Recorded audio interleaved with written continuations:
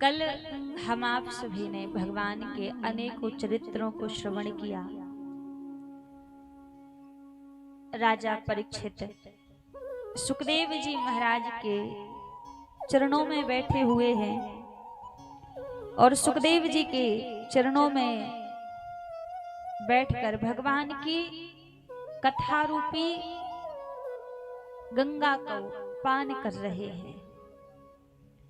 भगवान की कथा में सुखदेव जी महाराज के निकट बैठकर राजा परीक्षित आनंद ले रहे हैं, क्योंकि जो सुख जो आनंद भगवान की कथा में है, भगवान के नाम में है, प्रभु के दर्शन में है, ये सुख ये आनंद दुनिया के किसी कोने में नहीं है। जो आनंद सिंधु सुख राशि सी करते त्रिलोक सुपासी। आनंद कहीं है तो भगवान के चरणों में भैया आनंद है, और संसार में कहीं सुख कहीं आनंद नहीं है। तो उसी पावन कथा गंगा को हम आप सभी भी सुन रहे हैं, श्रवण कर रहे हैं। आज चतुर्थ दिवस, कल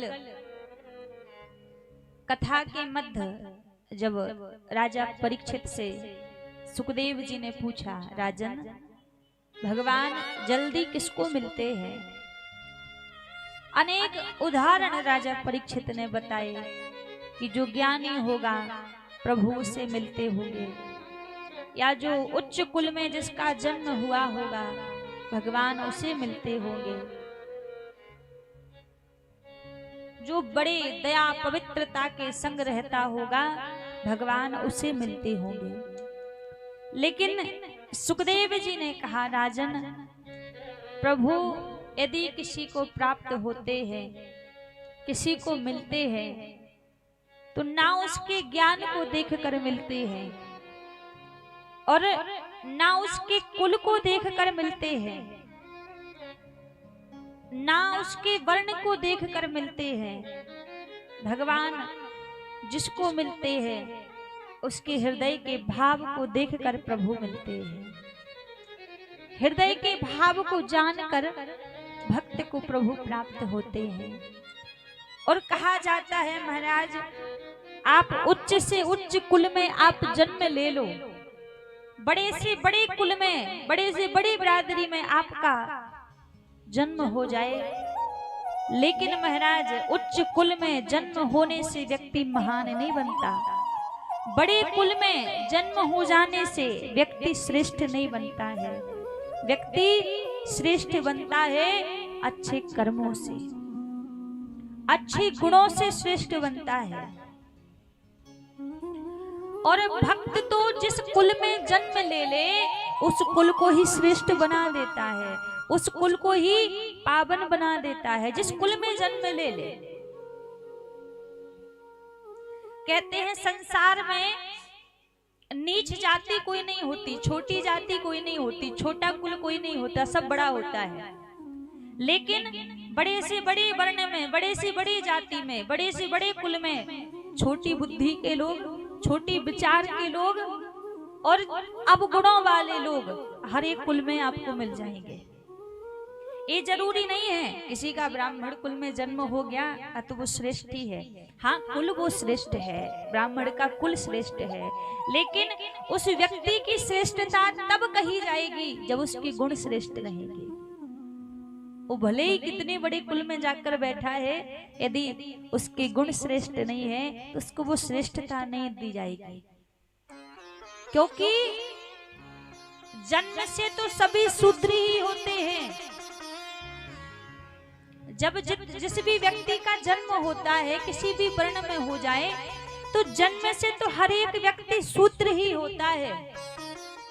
फिर उसके गुण, उसके संस्कार उसको उच्च बना देते हैं। तो महाराज भक्त जिस कुल में, जिस जाति में जन्म ले ले, भक्त तो उस कुल को ही पावन बना देता है, बड़ा बना देता है जिस कुल में जन्म हो जाए। कैसे विदुर जी महाराज दासी के पुत्र थे, लेकिन इनके हृदय में अनंत अगाध प्रेम था प्रभु के प्रति। और जब उस अगाध प्रेम को प्रभु ने देखा तो आज दुर्योधन की मेवा त्यागी, साग विदुर घर खाई, सबसे ऊंची प्रेम सगाई। दुर्योधन के घर 56 प्रकार के व्यंजन बने हुए थे, 56 प्रकार के भोग बने हुए थे। आज उनका प्रभु ने त्याग कर दिया और सूखी साग रोटी और केले के छिलकों का भोग प्रभु विदुर जी के घर लगा रहे हैं। क्यों? भाव के कारण। क्योंकि विदुर जी के हृदय में वो भाव है, वो अनुराग है। जिस भाव से, जिस अनुराग से प्रभु रीझते हैं, वो भाव अनुराग विदुर जी की, विदुरानी के हृदय में है। तो भगवान को यदि व्यक्ति प्राप्त कर सकता है तो केवल मात्र भैया भाव से प्राप्त कर सकता है। भाव का भूखा हूँ सदा, भाव ही जग में सार है, भाव से जो भजता मुझे भव से बेड़ा पार है। क्योंकि कल भी आपसे कहा था ना, भक्ति करना बुद्धि का कार्य नहीं है।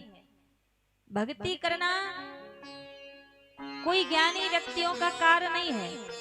भक्ति करना तो भाव का कार्य है। भक्ति भाव से होती है, बुद्धि से नहीं होती। हृदय के भाव से भक्ति होती है।